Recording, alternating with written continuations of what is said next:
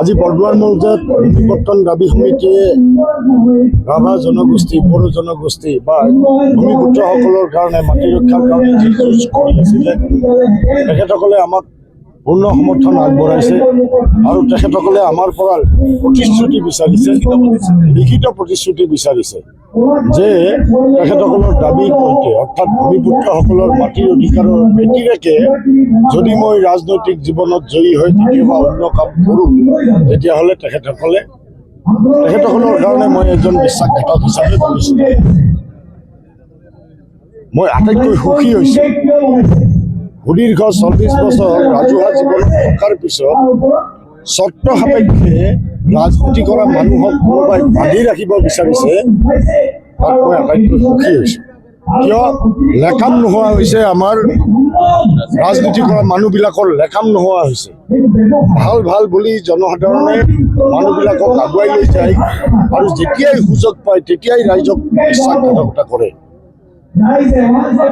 অহা দিনবিলাকত মই তেখেতসকলক প্ৰতিশ্ৰুতি দিম, লিখিত দিব লাগে, কথিত দিব লাগে, যি দিব লাগে চব প্ৰতিশ্ৰুতি দিম। আৰু আপোনালোকৰ জৰিয়তে পলাশবাৰী তথা অসমৰ ৰাইজক মই জনাইছোঁ যে বিধায়ক হ'বৰ কাৰণে মই নিৰ্বাচন খেলা নাইতো। বিধায়ক মই হ'ম, ৰাইজে পাতিব, কাৰণ ৰাইজে মাতি আনি মোক কৈছে আপুনি খেলক, আপুনি খেলক। 4-5টা ৰাজনৈতিক দলে একেলগে আলোচনা কৰি আমাক সৰ্বসন্মতভাৱে বিধায়ক পাতিব দিছে যে মনৰ কথাখিনি, ৰাইজৰ দুখ দুৰ্দশাৰ কথাখিনি আমি ব্যক্ত কৰিব লাগিব, কাৰণ ৰাজনৈতিক সিদ্ধান্ত ৰাজনৈতিক ক্ষমতাৰ জৰিয়তেই কাটিব লাগিব। গতিকে তাৰ কাৰণেহে মই নিৰ্বাচনলৈ আহিছোঁ। আপোনালোকৰ সকলোৰে সন্মুখত যোৱা 40 বছৰ মই ৰাজহুৱা জীৱনত আছোঁ। আপোনালোকে এইখিনি কথাও জানে 21ৰ নিৰ্বাচনত কিবা এটা কম্প্ৰমাইজ কৰা হ'লে মই ৰাজনৈতিক ক্ষমতা পালোহেঁতেন, নিশ্চয় জানে। কিন্তু যেতিয়া সমষ্টিৰ ৰাইজে সেই সিদ্ধান্ত মানি ল'ব নুখুজিলে মই 2 মিনিটত মই তেওঁলোকৰ এই প্ৰস্তাৱ বানচাল কৰিছিলোঁ। আৰু আজিও মই সজোৰে কৈছোঁ যে ৰাইজে যি কাৰণত আমাক বিধায়ক পাতিব বিচাৰিছে বা আমাক তেওঁলোকৰ অভিভাৱক পাতিব বিচাৰিছে, মই ৰাইজৰ ওচৰত বিনত কৰি কৈছোঁ যে যি মুহূৰ্তত মই তেখেতসকলৰ কথা নামানিম বা তেখেতসকলৰ কথাৰ পৰা বিচ্যুত হ'ম, সেই মুহূৰ্ততে মই তেখেতসকলৰ ওচৰত বা তেখেতসকলে যি কৰিব বিচাৰে তালৈ মই ৰৈ আছোঁ। এতিয়া এটা কথা মই আপোনালোকক কৈছোঁ, চাওক আপোনালোকে আটাইয়ে জানে যে মই জাতীয়তাবাদত বিশ্বাস কৰোঁ। বহুদিন চেষ্টা কৰিলোঁ, ভূমিপুত্ৰসকলৰ সহযোগ অবিহনে কেতিয়াও জাতীয়তাবাদ জীয়াই থাকিব নোৱাৰে। আজি মই সুখী যে ভূমিপুত্ৰসকলে এজন জাতীয়তাবাদ কৰা ব্যক্তিক বিশ্বাস কৰিছে। মই বিধায়ক হোৱা যেন পাইছোঁ।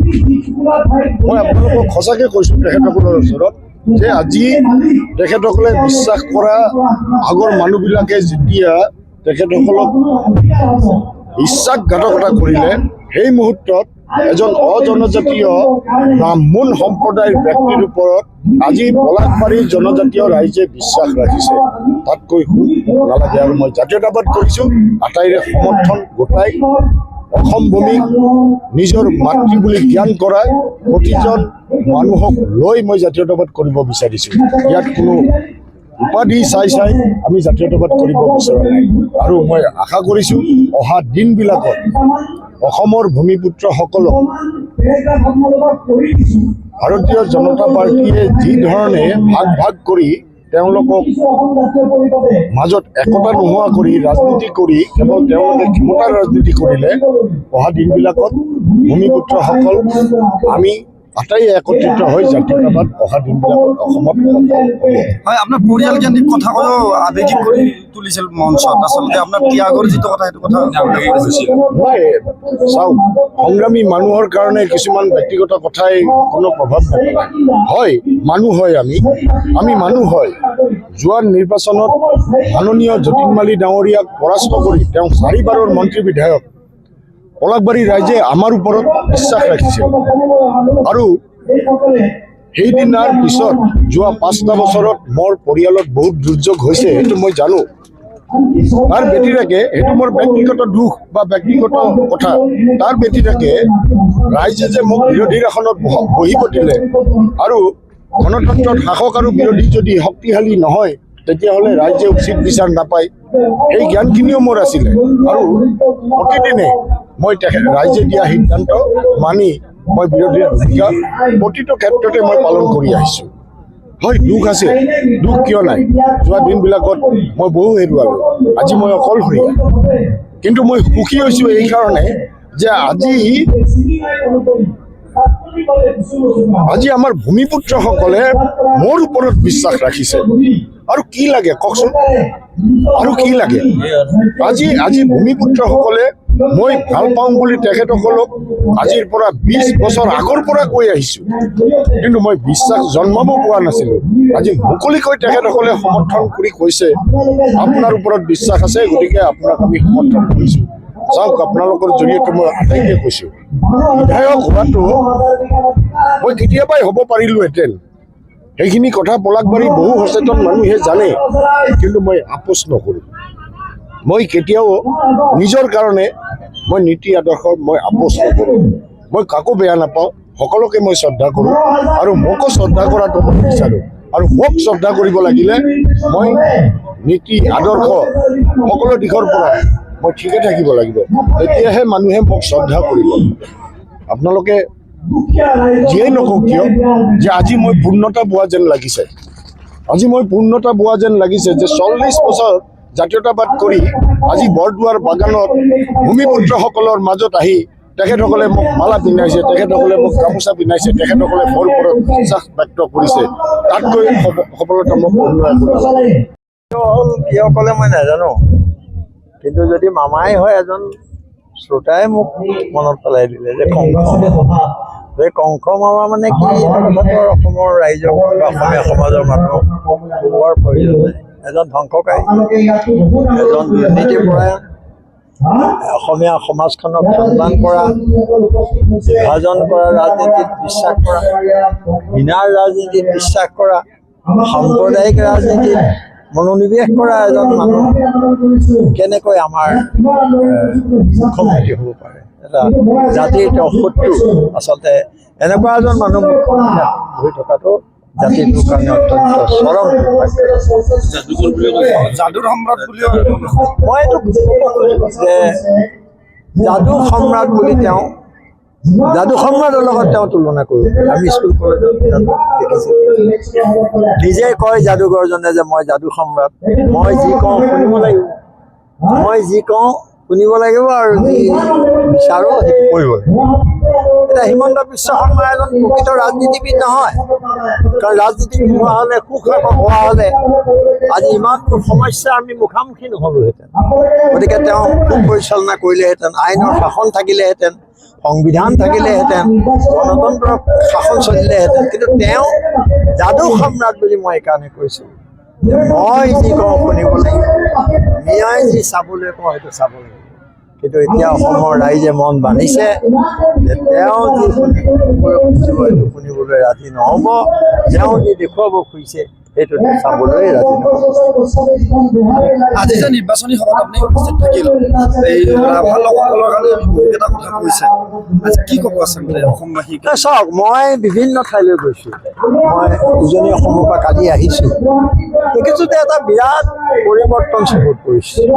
হিমন্ত বিশ্ব শৰ্মাই ভয় খুৱাই টকা পইচাৰে, ভাবুকিৰে, প্ৰলোভনেৰে যিধৰণে মানুহক বশ কৰি যাব খুজিছিলে, এইটো সম্ভৱ হৈ উঠা নাই। আৰু সেইটো তেওঁৰ ব্যৱহাৰত, কথা বতৰাত প্ৰকাশ হৈছে। কাৰণ তেওঁ যে ভয় খাইছে, তেওঁ ভৰি তলৰ মাটি যে লৰিছে, এইটো গম পোৱা যায়। আৰু সেইকাৰণে আমাক এখন চৰকাৰ লাগে, যিখন চৰকাৰে ৰাইজৰ কাম কৰিব পাৰে। কিন্তু আমাক চিণ্ডিকেট চলাবৰ কাৰণে এখন চৰকাৰ। এতিয়া কোনটো বস্তু, এটা বস্তু নাই অসমত য'ত চিণ্ডিকেট নাই।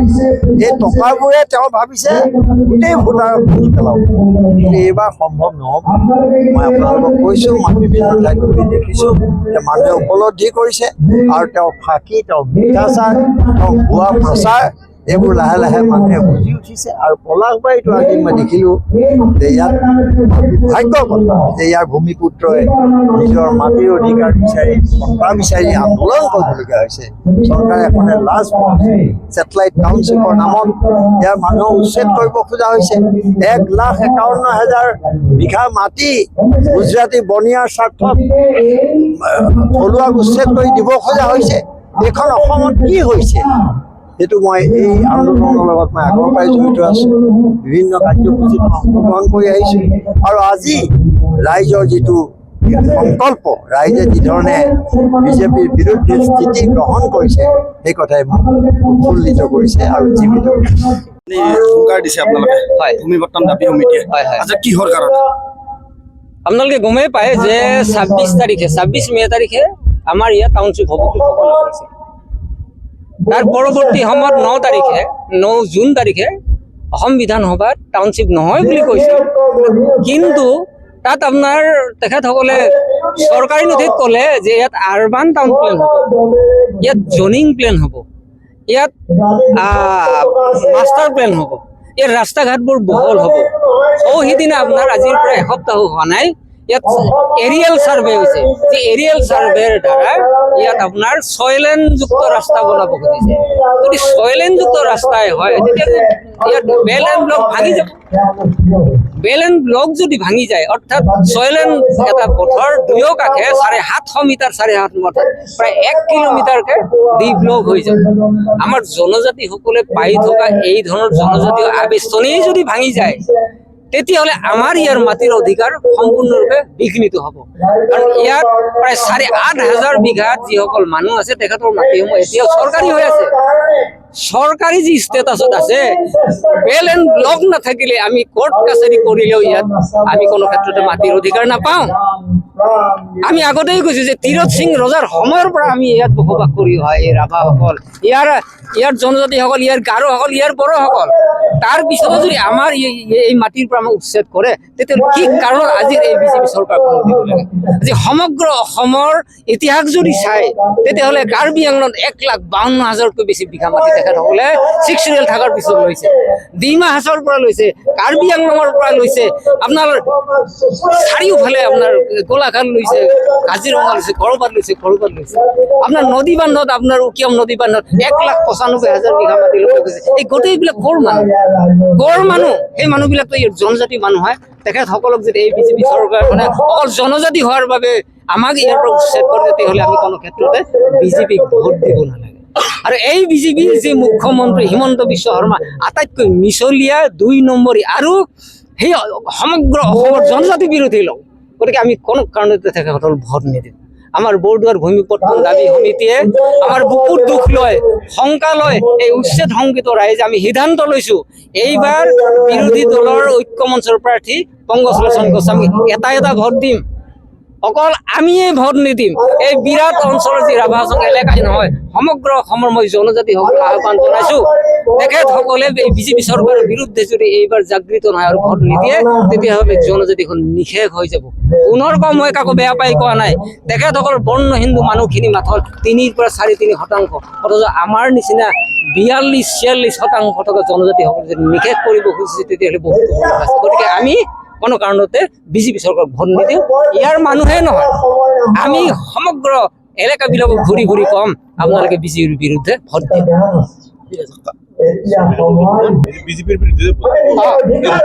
হয়, শেষতে মই আৰু এটা কথা কওঁ আপোনালোকক। আমাৰ ইয়াত অতি শীঘ্ৰে নিৰ্বাচনৰ পিছত মোটামুটি নিৰ্বাচনৰ পিছত চৰকাৰ গঠন হোৱাৰ পিছত উচ্ছেদ হ'ব বুলি ইতিমধ্যে আপোনালোকে গম পায়। ইয়াত টাউনশ্বিপৰ বিপৰীতে আৰু এটা ব্যৱস্থা কৰিব।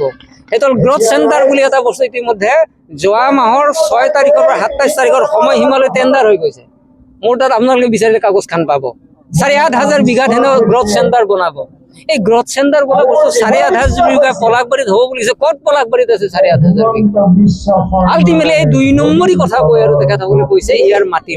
গতিকে এই ধৰণৰ কথাবিলাকত আমি শংকিত হৈছোঁ। সেয়েহে আমি বিৰোধী দলৰ যি প্ৰাৰ্থী পংকজ লোচন গোস্বামীক আমাৰ জাহাজৰ ছবিত ভোট দি তেখেতক জয়যুক্ত কৰিবলৈ আমি আহ্বান জনাইছোঁ।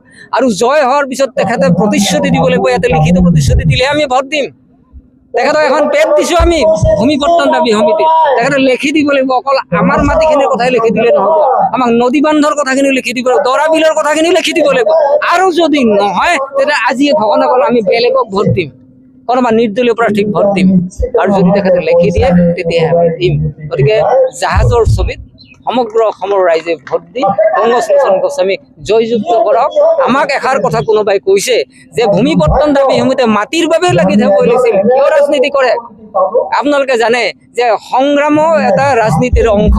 যদি আমি অধিকাৰ সাব্যস্ত কৰিব নোৱাৰো, বিধানসভা আৰু বিধায়িনী ব্যৱস্থাত সোমাব নোৱাৰো, তেতিয়াহ'লে আমাৰ সমস্যাবিলাক সমস্যা হৈ থাকিব। গতিকে তাৰ বাবে আমি এক বিধায়িনী ক্ষমতাৰ হস্তান্তৰ কৰি আমাৰ অধিকাৰ সুনিশ্চিত কৰাৰ বাবে আমি সমৰ্থন দিবলৈ গৈছে। কেতিয়াও ৰাজনীতি নহয়, ই সুৰক্ষিত এক ভৱিষ্যত নিৰ্মাণহে কৰিব বুলি মই আশাবাদী। যিকোনো খবৰৰ বাবে যোগাযোগ কৰক আমাৰ এই নম্বৰত 9181 307 221।